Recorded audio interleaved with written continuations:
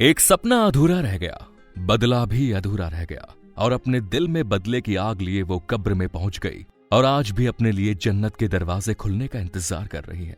वो एक ऐसी घरेलू लड़की थी जिसने अपने घर में रहकर माता पिता, भाई, परिवार वालों की सेवा करने के अलावा और कुछ नहीं सीखा। लेकिन फिर उसकी जिंदगी में ऐसा क्या हुआ कि वो बदला लेने को ही अपनी जिंदगी का मकसद बना बैठी। आज हम बात कर रहे हैं डेंजरस फीमेल डॉन सपना दीदी की, जिन्हें शबनम बी और अशरफ के नाम से भी जाना जाता है। हिंसा की देवी यानी गॉड्स ऑफ वायलेंस के नाम से फेमस सपना दीदी उर्फ अशरफ एक समय में मुंबई की जुर्म की दुनिया में अपना राज कायम करने में कामयाब रही। लेकिन एक साधारण लड़की के यहां तक पहुंचने की कहानी बड़ी दिलचस्प है। माता पिता ने इनका नाम रखा शबनम। शबनम अपने एक दोस्त की शादी में आई हुई थी। इसी शादी में आया हुआ था महमूद कालिया। इसी मैरिज सेरेमनी के दौरान शबनम और महमूद की मुलाकात हुई। ये मुलाकात दोनों के बीच इलू इलू वाले कनेक्शन में कन्वर्ट हो गई। आगे चलकर महमूद कालिया ने शबनम के सामने शादी का प्रस्ताव रखा, जिसे शबनम ने एक्सेप्ट कर लिया। दोनों के घर परिवार वालों की रजामंदी से इन दोनों की शादी हो गई। शादी के बाद शबनम अपने पति के घर चली आई। शबनम अपने पति के घर जाकर अशरफ बन गई। उसका नाम बदल दिया गया। वो अपने घर परिवार में खुश थी, हमेशा बुर्के में रहती, पति और ससुराल वालों के कहने में चलती, उनकी सेवा करती। देखते ही देखते 5 साल बीत गए। महमूद अपनी बीवी से काफी खुश था। अशरफ भी अपने पति से खुश थी, लेकिन वो ये नहीं जानती थी कि उसका पति आखिर काम धंधा क्या करता है। जिस पति की कमाई पर वो ऐश कर रही थी और एक बेगम की तरह जिंदगी गुजार रही थी, वो कमाई वो किस तरह से कर रहा था। लेकिन अशरफ का शौहर महमूद कालिया मुंबई की डी कंपनी का मेंबर था और डी कंपनी के काले कारनामे से तो आप अच्छी तरह से वाकिफ हैं। महमूद कालिया दाऊद इब्राहिम के बिहाफ में मुंबई में रहकर उसके अवैध हथियारों की स्मगलिंग के धंधे को संभालता था। इसके अलावा हवाला के अवैध कारोबार को भी देखता था। मुंबई में वो डी कंपनी के बादशाह दाऊद इब्राहिम के राइट हैंड की हैसियत रखता था। एक दिन अपनी वाइफ के साथ एक हसीन रात गुजारने के बाद महमूद कालिया अपनी वाइफ अशरफ से बोला, मुझे कुछ दिन के लिए दुबई जाना है। अशरफ ने भी बिना कुछ सोचे समझे हाँ कह दी। उसने अपने पति से कुछ पूछा भी नहीं।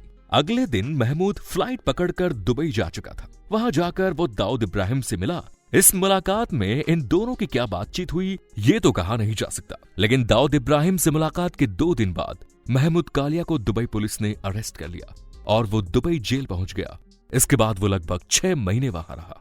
दुबई की जेल से छूटने के बाद महमूद ने अपने घर के पड़ोस वाले नंबर पर फोन किया और अपनी पत्नी से बात करने के लिए उसे बुलावा भेजा।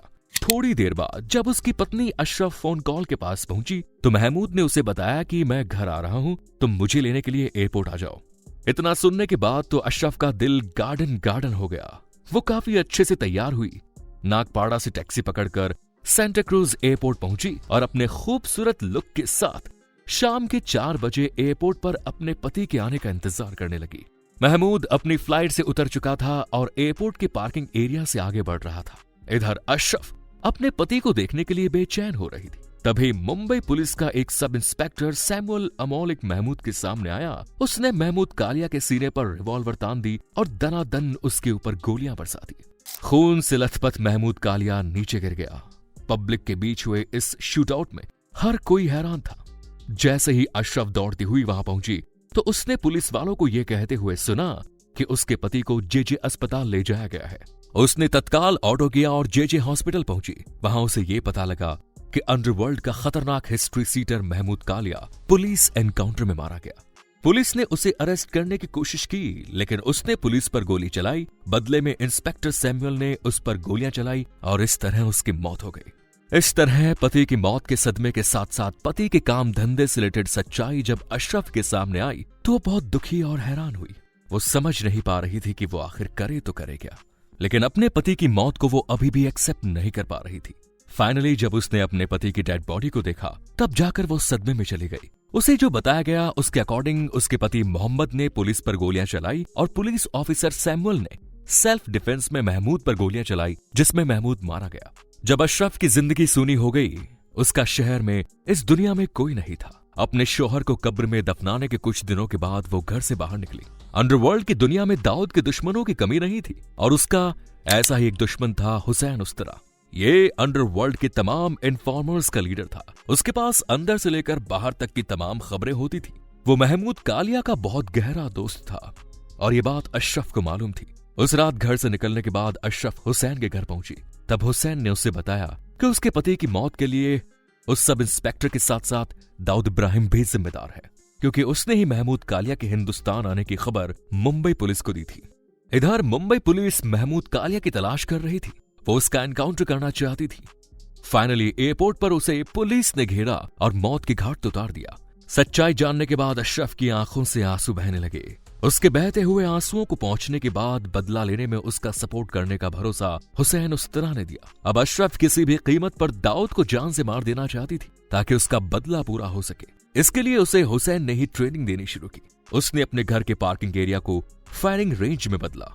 वो लड़की जो कभी घर से बाहर नहीं निकली, वो अब बंदूक तो क्या खतरनाक राइफल और कार्बाइन जैसे हथियार चला रही थी। इसके अलावा उसे हैंड ग्रेनेड्स फेंकने के साथ साथ साइकिल, बाइक से लेकर कार तक ड्राइव करना सिखाया गया। उसने जिम ज्वाइन किया, जूडो, कराटे, मार्शल आर्ट की ट्रेनिंग ली और अपने आप को फिजिकल इतना फिट किया कि वो किसी भी मुसीबत का मुकाबला अकेले कर सकती थी। आगे चलकर उसने महमूद कालिया के उन लड़कों को अपने साथ मिला लिया जो उसके मरने के बाद दाऊद से किनारा करके बैठे थे। देखते ही देखते मुंबई में उसका अच्छा खासा गैंग तैयार हो गया। अब सवाल था कि अपने ही लड़कों की फौज के बीच बैठा दाऊद एक कमांडर की हैसियत रखता था और उस तक पहुंचना बड़ा मुश्किल था।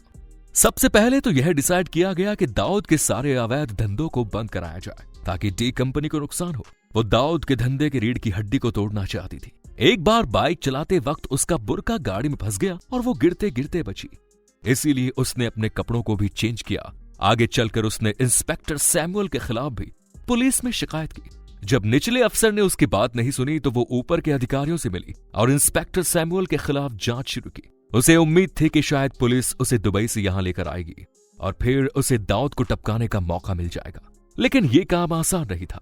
अशरफ ने अब अंडरवर्ल्ड में ऑपरेट करने के लिए अपना नाम बदलकर सपना रख लिया। अब ये गैंग दाऊद के खिलाफ ऑपरेट करने लगा। वो दाऊद के बारे में इंफॉर्मेशन पुलिस को दे दिया करते थे। उसके सारे स्मगलिंग, अवैध वसूली जैसे धंधे की इंफॉर्मेशन पुलिस को मिल जाया करती थी। डांस बार ये जैसी किसी जगह पर जैसे ही दाऊद का कोई शूटर और उसका आदमी नजर आता, सपना इसकी इंफॉर्मेशन भी पुलिस को देती। देखते ही देखते दाऊद के धंधों पर पुलिस की रेड की कार्रवाई होने लगी और दाऊद के शूटर भी एनकाउंटर में मारे जाने लगे। पुलिस भी इन पर कार्रवाई कर रही थी, लेकिन अभी भी अशरफ उस रास्ते की तलाश कर रही थी जो उसे दाऊद की मौत की तरफ ले जाए।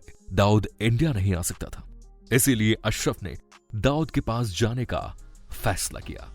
दरअसल अप्रैल साल 1987 को दुबई स्थित शारजाह के क्रिकेट ग्राउंड पर भारत और पाकिस्तान का मैच होने जा रहा था और खबर थी कि दाऊद इब्राहिम इस मैच को देखने के लिए जरूर आएगा। तब अशरफ ने दुबई जाने का फैसला किया। वो अपने लड़कों के साथ मैच के 3 दिन पहले स्टेडियम पहुंच गई। उसने सेटिंग जमाई और स्टेडियम की रैकी की। उसने ये पता लगा लिया कि दाऊद कहां बैठेगा, उसके आसपास लोग कहां बैठेंगे। उस दिन दाऊद का गेम बजाना पक्का था, लेकिन अचानक छोटा शकील को इसकी इंफॉर्मेशन मिली कि दाऊद के खिलाफ फील्डिंग जमाई जा चुकी है। कुल मिलाकर एग्जीक्यूशन से पहले ही अशरफ का ये प्लान लीक हो गया और अशरफ को भी समय पर इस बात की जानकारी मिल गई कि उसका ये प्लान दुश्मन को पता लग चुका है। इसीलिए अब वो वापस इंडिया आ गई। इधर जब दाऊद को इस पूरे कांड की खबर लगी तो उसने छोटा शकील को इशारा कर दिया और छोटा शकील ने मुंबई में मौजूद अपने लड़कों को इशारा किया। अब सपना पर कभी भी हमला हो सकता था, इसीलिए उसने सिक्योरिटी के पर्पस से सेकंड मैरिज की मुंबई पुलिस के इंस्पेक्टर निसार शेख के साथ। अब सपना निसार शेख के साथ नागपाड़ा के मोती मोहल्ला में रहती थी। दूसरी तरफ एजाज पठान को दिसंबर 1988 में सपना दीदी के नाम की सुपारी मिल गई। उसने फरवरी 1989 को रमजान के 5वें दिन सपना को ठोकने का प्लान बनाया। हालांकि इसकी खबर सपना के लोगों को पहले ही लग चुकी थी। सपना का एक आदमी सफी तूफानी के साथ उसके पास उसकी सिक्योरिटी के लिए पहुंच ही रहा था कि अचानक उसे खबर मिली कि सपना दीदी का काम तमाम कर दिया गया है। वो जब सपना के घर पहुंचे तो पता लगा कि एजाज पठान और उसके लड़कों ने बड़ी ही बेरहमी से सपना को मौत के घाट उतार दिया है। इस तरह शबनम से अशरफ और फिर सपना दीदी बनी इस लेडी डॉन का किस्सा समाप्त हुआ। आपका इस लेडी डॉन के बारे में क्या ख्याल है, कमेंट्स में जरूर बताएं और चैनल को जरूर सब्सक्राइब करें। धन्यवाद।